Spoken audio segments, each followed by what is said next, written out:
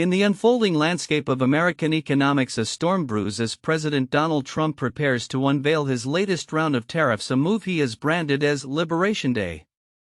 Scheduled for April 2, this announcement comes at a time when the U.S. economy shows signs of strain, as evidenced by creeping inflation expectations and a steep decline in consumer confidence, which recently hit its lowest level in over a decade. Businesses across various sectors are bracing for the impact of these new import taxes, which could further complicate an already fragile economic environment. As Trump continues to advocate for these tariffs, he asserts that they are essential for revitalizing American industry and rectifying trade imbalances.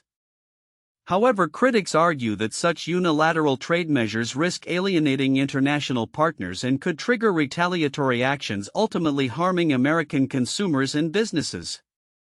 While the president claims these tariffs will protect American jobs, the reality is that they could lead to increased costs for consumers and stifle economic growth, warns a leading economist who prefers to remain anonymous. The impending tariffs are not an isolated phenomenon, but rather part of a broader pattern of aggressive trade rhetoric that has characterized Trump's presidency. This has resulted in volatility within financial markets, with investors showing increasing concern about the long-term ramifications of such policies. Many market analysts have pointed to a troubling trend. Even stocks that were once considered Trump-proof are now feeling the heat as the uncertainties surrounding trade continue to shake investor confidence. The ramifications of these tariffs extend beyond immediate economic metrics. They raise fundamental questions about the future of American trade policy and its alignment with global economic norms. We are witnessing a significant shift in how America engages with the world economically, notes a political scientist at a major university. The current administration's approach could redefine international trade relationships for years to come, potentially leading to a more isolationist stance that could have far-reaching consequences. As the date for the tariff announcement approaches, the American business community remains divided. Some sectors, particularly manufacturing, may welcome protectionist measures as a means to safeguard domestic jobs. Conversely, industries reliant on imports such as technology and retail fear the repercussions of increased costs and disrupted supply chains. There's a palpable sense of anxiety among manufacturers who rely on global supply chains, explains a trade association leader. These tariffs will inevitably increase production costs, which could lead to higher prices for consumers. Looking ahead, the potential for a trade war looms large. If other nations respond with their own tariffs, it could escalate into a cycle of retaliation that ultimately harms the global economy. The stakes are high, and the implications of the upcoming tariffs may extend far beyond economic indicators. They could reshape the very fabric of international trade relations. As the situation develops, businesses and consumers alike will need to adapt to the shifting landscape. The outcome of these tariffs will not only affect short-term economic indicators but will also set the tone for America's future economic policy and its role on the global stage. In this climate of uncertainty, one thing is clear: the impact of Trump's trade decisions will be felt for years to come, and the world will be watching closely to see how Liberation Day unfolds. As spring approaches, homeowners in Kansas are preparing to tackle one of the most common nuisances of the season: crabgrass. This pervasive weed can quickly turn a well-maintained lawn into an unsightly mess, leading many to seek effective solutions before the germination period begins. Fortunately, experts from Kansas State University are stepping in to offer guidance on how to control this unwelcome invader. Cynthia Domangini, a horticulture expert at K-State, emphasizes the importance of timing when it comes to applying crabgrass preventers, which are a type of pre-emergence herbicide. For most of Kansas, crabgrass typically begins to germinate around May 1st or a little later, she explains. April 15th is normally a good target date for applying crabgrass preventer, as it allows the active ingredients to disperse evenly in the soil before germination starts. These preventers work by targeting the young plants as they germinate, rather than attacking the seeds themselves. Domangini clarifies, they do not kill the weed seed or keep it from germinating, they kill the young plant after it germinates. This means that for homeowners looking to combat crabgrass effectively, early application is crucial. Most crabgrass preventers are fairly ineffective after 60 days, she warns, stressing the need to adhere to recommended timelines. Moreover, Domengini advises homeowners to apply these preventers before fertilizing their lawns. Fertilizers can spur early growth, which may complicate the effectiveness of the preventers. However, finding pre-emergent products without fertilizer can sometimes be a challenge. Work with your local extension agency to decide which pre-emergence is right for you and determine when it should be applied, she suggests. Domengini also notes a natural indicator for timing the application: the blooming of the eastern redbud tree. Known for its picturesque pink flowers, this natural cue can help gardeners remember when to apply their crabgrass preventers. As the season progresses, K-State's Department of Horticulture and Natural Resources continues to support local communities through educational resources.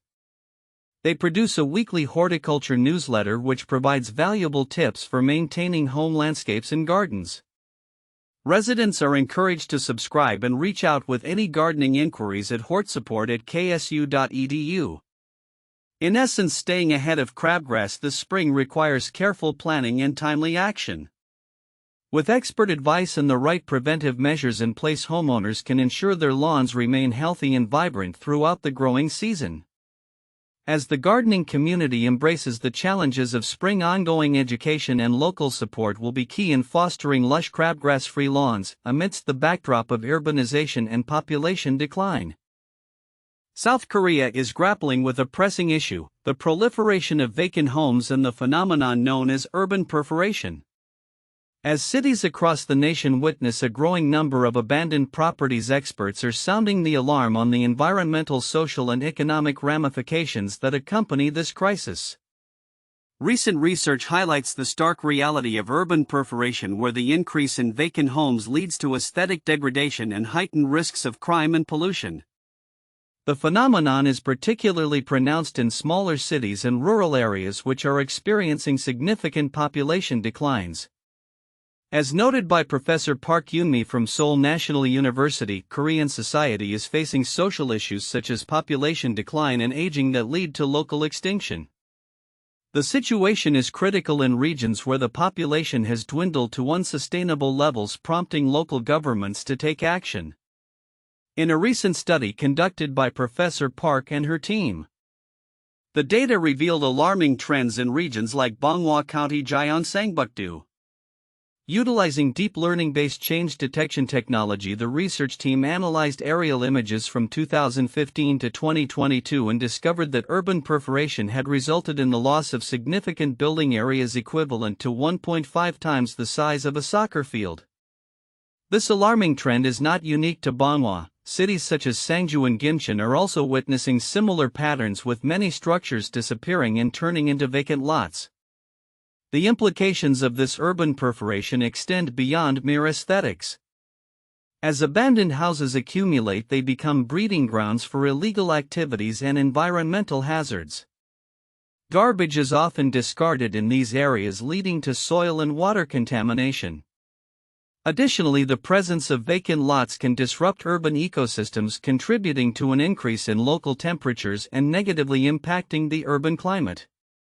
Professor Park highlighted the importance of addressing these issues, stating, "Strategically demolishing vacant houses will increase urban ventilation and enhance thermal comfort by creating wind paths." In response to the escalating crisis, the South Korean government has initiated legislative reforms aimed at promoting the demolition of abandoned properties. The Urban Vacant House Management Project, launched in 2023, seeks to provide guidelines for the efficient use of land after demolitions. However, experts warn that current data on urban perforation is insufficient to develop effective policies. As the country moves forward, it will be crucial to implement innovative solutions that not only address the immediate concerns of vacant homes but also consider long-term strategies for revitalizing these urban areas. This may include repurposing vacant lots for community gardens, parks, or other communal spaces that can foster social interaction and enhance the quality of life for remaining residents. The situation in South Korea mirrors challenges faced by other countries grappling with similar issues of urban decay and population decline.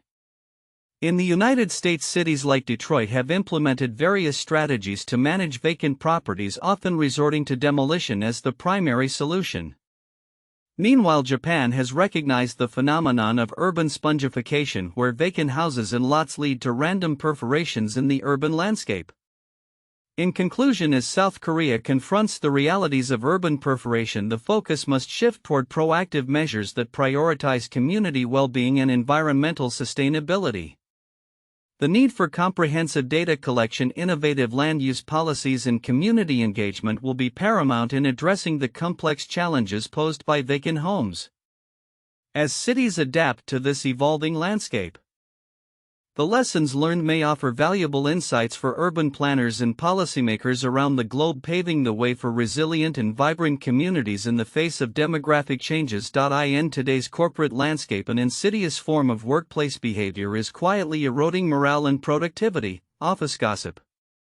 What may seem like harmless chatter can instead be a powerful weapon capable of dismantling trust and fostering a toxic atmosphere.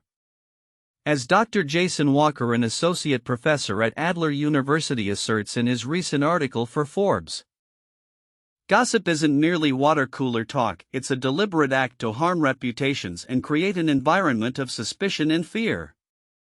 Recent research conducted by the University of Leeds and shared in a LinkedIn survey indicates that a staggering 90% of employees confess to gossiping at work. While some view this practice as a tool for team bonding, 27% of survey respondents hold this belief. Nearly half, 46%, recognize it as detrimental to workplace culture. The distinction between harmless conversation and harmful gossip is crucial. When discussions shift from workplace grievances to personal attacks, they cross the line into bullying territory. The consequences of gossip are profound and far-reaching. As trust erodes, so does psychological safety, the foundation upon which effective collaboration and innovation are built. Employees subjected to gossip often experience feelings of betrayal and undervaluation, leading to guarded interactions and stifled creativity. Dr. Walker notes that this toxic environment not only diminishes job satisfaction but also affects overall productivity. The ripple effect goes beyond emotional harm, he explains. As the atmosphere grows toxic, employees become distracted by rumors, which detracts from their focus on work. This decline in workplace morale has tangible impacts on an organization's bottom line.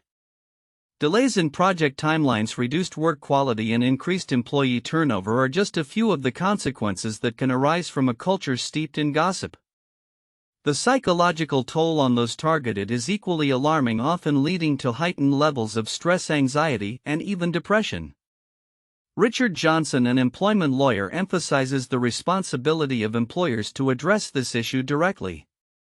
Employers have a legal obligation to take action if one of their workers is being subjected to treatment that would cause humiliation or intimidation. He says, to combat the corrosive effects of gossip, organizations must cultivate a culture of respect and open communication. Implementing clear policies that define acceptable behavior is essential, along with creating safe spaces for employees to voice concerns without fear of retribution. Johnson advocates for proactive measures, including training staff on the detrimental effects of gossip and holding individuals accountable for inappropriate conduct. In addressing the pervasive issue of office gossip, companies have the opportunity to reshape their workplace culture. By recognizing gossip for what it truly is, a form of bullying, organizations can take meaningful steps towards fostering an environment of transparency, respect, and accountability. As Dr. Walker aptly concludes, the sooner organizations properly identify it as a form of bullying and take measures to actively promote a culture of transparency, respect, and accountability, the more likely they are to silence the whispers that are eroding workplace culture. Looking ahead, the emphasis on creating psychologically safe workplaces will only grow. As leaders implement strategies to disarm gossip, we may witness a transformative shift in corporate cultures, ultimately leading to enhanced productivity and employee satisfaction. The fight against workplace gossip is not just about mitigating harm, it's about harnessing the power of communication to build stronger, more resilient organizations. Cognizant has once again secured a prominent spot in the tech industry, being recognized in Fortune's prestigious list of America's most innovative companies for 2025. This marks the third consecutive year that the global IT services provider has earned this accolade, which highlights its commitment to fostering creativity, advancing technology, and driving transformational change within the industry.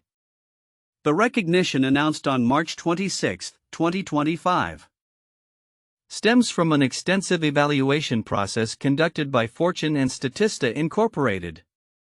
This process takes into account three key dimensions: product innovation, process innovation, and overall innovation culture. Employees of the companies assessed were invited to participate in online surveys to score their organizations, while external evaluations involved input from recruiters, management consultants, and patent attorneys. Additionally, Statista utilized data from LexisNexis patent site to analyze the quantity and value of patents held by the companies evaluated. Ultimately, the top 300 companies were awarded for their innovative efforts, underscoring a competitive landscape where creativity is paramount. Surya Gumati, Cognizant's president of the Americas, expressed pride in the company's continued recognition, stating, "Cognizant is proud to be named one of America's most innovative companies for the third consecutive year by Fortune and Statista." Over the last few years, Cognizant has prioritized becoming an employer of choice, optimizing operations and accelerating growth, all while empowering our associates to drive grassroots innovation. This focus on innovation is particularly relevant as businesses navigate the complexities of the digital transformation age, positioning Cognizant as a leader in harnessing advancements in artificial intelligence and other emerging technologies. Cognizant's approach to innovation is not just about technological advancements, it also encompasses a strong emphasis on company culture. By fostering an environment that encourages creativity and collaboration, Cognizant has managed to attract and retain talent, which is critical in a fast-evolving industry. This commitment to innovation is reflective of the broader trends seen across the technology sector, where companies are increasingly recognizing the importance of agility and adaptability in maintaining a competitive edge. As Cognizant continues to make strides in innovation, the implications for its clients and the industry at large are significant. By leveraging cutting-edge technology and a forward-thinking approach, the company is well positioned to help businesses navigate the challenges of the AI era and beyond. Looking ahead, it will be fascinating to see how Cognizant builds on this momentum, potentially shaping the future of the IT services landscape as it seeks to address emerging market needs and technological challenges. The company's ongoing dedication to innovation not only sets a benchmark for others in the field but also highlights the critical role that creativity and technological advancement play in driving business success in today's fast-paced environment. In an era marked by escalating tensions surrounding international trade, the United States is poised to unveil significant tariff measures set to take effect on April 2nd, a date President Donald Trump has dubbed Liberation Day. This highly anticipated announcement follows a series of mixed signals from the White House regarding the scope and nature of these tariffs, which aim to address perceived imbalances in trade relationships with various nations, including China, Canada, and members of the European Union. Recent reports indicate that the Trump administration is likely to exclude a set of sector-specific tariffs, which had initially included proposed duties on automobiles, semiconductors, and pharmaceuticals. Despite these exclusions, the administration intends to impose reciprocal tariffs that could impact a broad range of imports, reflecting Trump's long-standing commitment to reshaping U.S. trade policy. The president has emphasized his intention to target countries that maintain unfavorable trade balances with the U.S., which he refers to as the Dirty 15. This group comprises nations that account for approximately 15% of total U.S. trade, offering a focused approach to tariff imposition. Market reactions have been swift, with shares of major automakers like Ford and General Motors experiencing declines amid fears of impending tariffs. The White House has signaled that while some sectors may receive temporary reprieves, the overall trend suggests a tightening of trade relations across the board. As Trump noted, "We are going to be doing automobiles, which you've known about for a long time," highlighting the administration's intention to move forward with tariffs despite the potential for economic fallout. The looming tariffs have raised concerns among U.S. businesses and consumers alike, particularly as inflationary pressures mount. A recent survey revealed a drop in optimism among chief financial officers who cite tariff-induced uncertainty as a significant risk to their outlooks. Companies like Macy's have voiced apprehension about the inflationary impact of these tariffs, indicating that consumers may soon feel the pinch in their wallets. In a twist of irony, while Trump promotes these tariffs as a means to protect American industries, they have attracted criticism for potentially exacerbating inflation and hindering economic growth. The Federal Reserve has acknowledged that an increase in tariffs could delay progress toward its inflation targets, and central bank leaders across the globe have echoed these concerns. European Central Bank President Christine Lagarde has warned that tariffs could cut Eurozone growth significantly, while similar sentiments have emerged from Canadian officials who are strategizing to mitigate the impact of U.S. trade policies. As the deadline approaches, speculation abounds regarding the administration's next steps. Trump has hinted at flexibility in tariff applications, suggesting that some countries may receive breaks. This ambiguity has left many industry leaders and investors wondering how these policies will ultimately manifest. With the stakes high and potential repercussions affecting both domestic and international markets, the outcome of this trade policy shift could reshape the landscape of global commerce. Looking ahead, the world will be closely monitoring the developments following April 2nd. The implications of Trump's tariffs are likely to extend beyond immediate economic impacts, potentially influencing U.S. foreign relations and international trade dynamics for years to come. As businesses brace for the potential repercussions of these policies, the question remains: will Liberation Day herald a new era of U.S. trade relations, or will it escalate tensions further, leading to a more fractured global economy? In a time when scientific advancement is critical for addressing global challenges, the recent cuts to federal research funding under the Trump administration pose a significant threat to the future of American innovation. As universities across the United States grapple with the repercussions of these reductions, many fear the emergence of a lost generation of scientists. The fallout from these funding cuts is particularly pronounced in Republican-dominated states, where some conservative lawmakers are beginning to voice concerns over the impact on local academic institutions. The Trump administration's aggressive downsizing of federal science programs, spearheaded by Elon Musk's Department of Government Efficiency, has resulted in the dismissal of thousands of federal employees and the cancellation of billions in grants. These reductions have particularly affected research in critical fields such as climate science and public health. Many universities are feeling the strain, with institutions like the University of North Carolina Chapel Hill reporting a 25% decrease in graduate school admissions and hiring freezes at other major research universities, including North Carolina State University and Duke University. Former federal research leaders have warned that these cuts threaten not only the research ecosystem but also the economic stability of communities reliant on local universities. Craig McLean, former research director at NOAA, emphasized that the administration's misguided attempt to save money could ultimately lead to greater costs and risks for American society. This will cost the United States money and opportunity and endanger people's lives and property, he stated. Despite the overwhelming support from Republican lawmakers for these funding cuts, there is a growing unease among some GOP senators from states with significant research universities. Senator Tom Tillis of North Carolina expressed a desire for the administration to ensure that research funding is allocated effectively, stating, "We just want to make sure the money is being deployed as productively as possible." This sentiment indicates a potential rift within the party as the ramifications of funding cuts become increasingly evident. Universities across the nation are taking action in response to these funding challenges.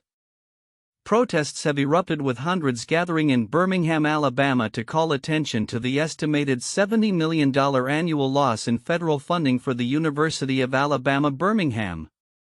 The president of Louisiana State University has warned that NIH cuts could lead to a $12 million loss, jeopardizing research jobs and innovation.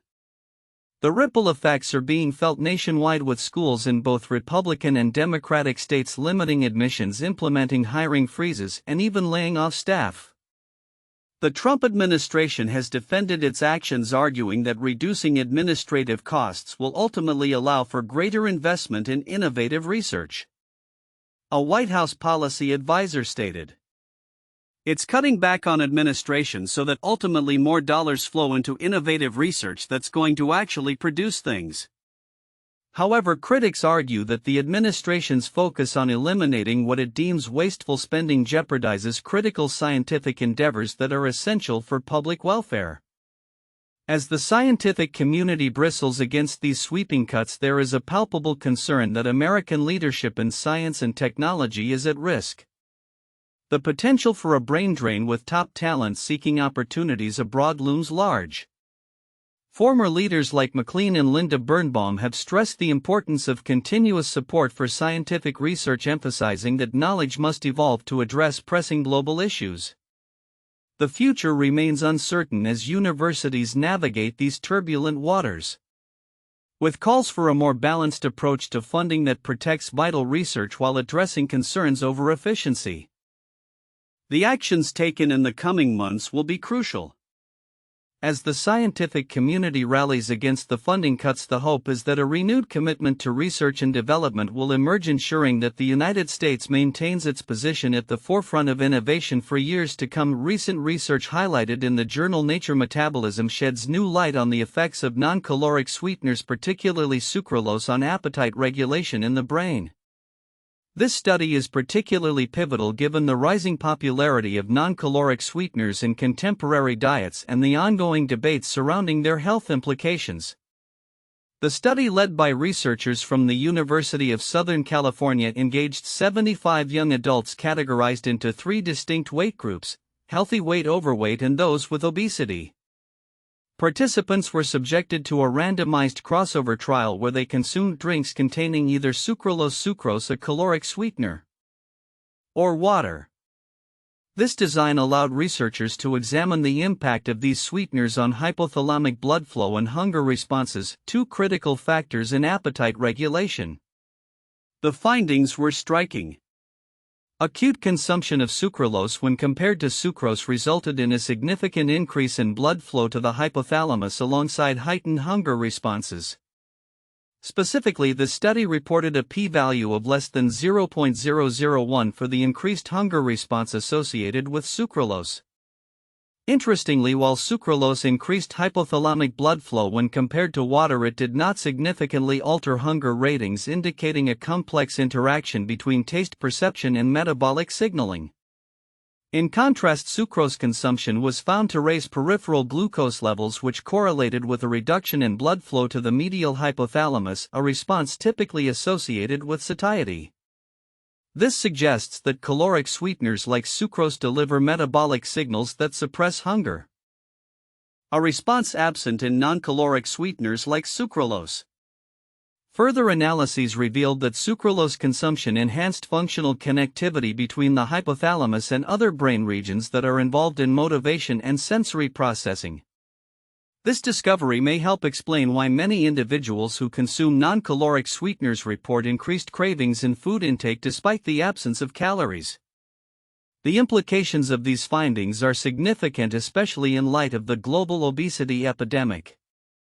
The study suggests that the growing use of non-caloric sweeteners, often perceived as a healthier alternative to sugar, could inadvertently stimulate appetite and lead to increased caloric intake. As such, the authors caution against the unchecked consumption of these sweeteners without a deeper understanding of their metabolic effects. In conclusion, this research not only enhances our understanding of how non-caloric sweeteners interact with the brain's appetite regulation mechanisms, but also raises critical questions about their role in diet and health. As we move forward, it will be essential to further investigate the long-term effects of these sweeteners on metabolic health and weight management, particularly as dietary habits continue to evolve in the modern world. With the ongoing exploration of dietary influences on health, future studies will be crucial in unraveling the complexities of appetite regulation and its implications for public health guidelines. As the geopolitical landscape continues to shift, recent developments surrounding the Zaporizhzhia nuclear power plant ZNPP underscore the entrenched complexities of the ongoing conflict between Russia and Ukraine. The plant, Europe's largest nuclear facility, remains a focal point of contention, with Russia firmly rejecting any suggestions for its return to Ukrainian control. This situation not only highlights the strategic stakes involved but also raises pressing questions about nuclear safety and international norms in conflict zones. On March 26, 2025, the Russian Ministry of Foreign Affairs unequivocally stated that the ZNPP, which was captured by Russian forces at the outset of the invasion in 2022, will not be handed back to Ukraine. Citing media speculation regarding potential joint control or U.S. oversight, the ministry emphasized that the plant's integration into Russia's nuclear framework is a long-established fact that the global community must accept. The transfer of the ZNPP or control over it to Ukraine or any other country is impossible, the ministry declared, further asserting that partnerships with NATO countries pose significant security risks that preclude any collaborative operational frameworks. The Kremlin's position is largely rooted in the idea that nuclear safety and civil liability cannot be managed through joint operations, a notion it describes as absurd. Furthermore, Russian officials have pointed to the military implications of NATO's involvement, arguing that Ukrainian access to the plant would be untenable given the existing hostilities. This stance has been met with skepticism from Ukraine, where President Volodymyr Zelensky has voiced concerns about the plant's operational viability without Ukrainian oversight. No one will provide electricity to the Russians. This is our plant, Zelensky asserted, highlighting the plant's critical role in Ukraine's energy landscape. Accounting for approximately 20% of the country's electricity production prior to the conflict.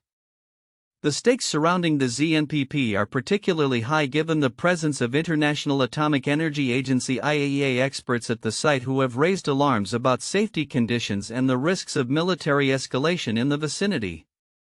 Despite proposals for a demilitarized zone surrounding the facility, Russian opposition has thwarted progress, leading to a precarious status quo characterized by mutual accusations of provocations. In June 2024, a radiation monitoring station near the ZNPP was reported destroyed due to shelling, prompting a UN General Assembly resolution aimed at protecting Ukraine's nuclear facilities, which was supported by 99 countries. The situation at the ZNPP illustrates the broader implications of the conflict, raising critical issues about nuclear safety, international diplomacy, and the potential for further escalation.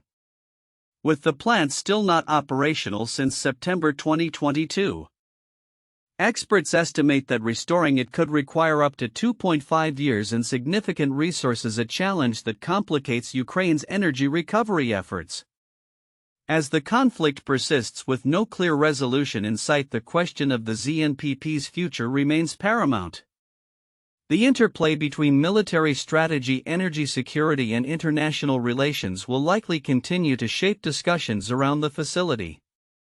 Looking ahead, the international community must grapple with the implications of Russia's firm stance and the potential for a protracted standoff that could affect not only Ukraine but also the wider European security framework. The world watches warily, aware that the stakes have never been higher in this ongoing geopolitical struggle. In an enlightening exploration of human physiology, researchers have recently unveiled the profound and lasting impacts of pregnancy on a woman's body, revealing a complex interplay between hormonal changes and organ function. This groundbreaking study offers a detailed view of the physiological transformations that occur during and after pregnancy, providing invaluable insights that could shape future healthcare practices for mothers. The study, led by Yuri Alon from the Weizmann Institute of Science in Israel, utilized an extensive dataset comprising blood samples from over 160,000 women who experienced more than 300,000 pregnancies. This research marks a significant departure from previous studies, which often relied on limited samples and infrequent data collection. We got an unprecedented view of the way the mother's body is changing week by week, alone stated, emphasizing the adaptability required to support a growing fetus and the lengthy recovery process that follows childbirth. The researchers meticulously tracked 76 blood markers that shed light on the functioning of vital organs, including the liver, kidneys, and immune system. Their findings demonstrated that while some markers, such as those related to blood clotting, returned to pre-pregnancy levels within a month after delivery, others exhibited a much slower recovery. For instance, changes in liver function and immune response took around 5 months to normalize, while some kidney markers required about 6 months. Alarmingly, several markers never returned to baseline levels, indicating that the notion of a rapid postpartum recovery is misleading. The slightly old-fashioned view that by 6 or 8 weeks after pregnancy everyone's completely back to normal is clearly wrong, remarked Christoph Lees from Imperial College London. One particularly concerning discovery involved iron levels, which remained low for extended periods post-delivery, suggesting a heightened risk of anemia for new mothers. This is crucial, as low iron levels can be exacerbated by blood loss during childbirth and the nutritional demands of a developing fetus. We typically think it takes 6 to 12 months for iron stores to get back to normal. This suggests it might take even longer, Lees added. The study also explored the differences in blood markers between women who developed preeclampsia, a pregnancy complication characterized by high blood pressure, and those who did not. Elevated levels of specific proteins and blood cell fragments were observed in women who went on to develop this condition, hinting at the possibility of identifying at-risk individuals before conception. If further studies show that these preconception markers really do indicate the risk of preeclampsia, they could potentially be used to pinpoint women at high risk, Lees noted, suggesting an avenue for preemptive healthcare strategies. The implications of this research extend beyond immediate postpartum care, potentially informing treatment protocols and health assessments for pregnant women and new mothers. By providing a clearer understanding of the physiological changes that occur, healthcare professionals may be better equipped to offer tailored advice and interventions aimed at improving maternal health.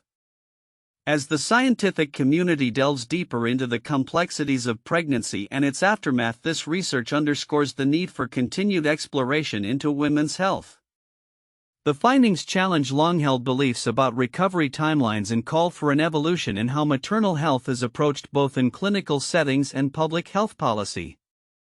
With further studies, there is a promising potential to enhance care for mothers, ensuring that the journey through pregnancy is met with informed support and understanding. Looking ahead, the study not only opens the door for future research into the long-term health of mothers, but also emphasizes the importance of recognizing pregnancy as a critical period that warrants ongoing attention and care. As we continue to unravel the intricacies of maternal health, we may uncover new strategies to enhance the well-being of women during one of the most transformative experiences in their lives.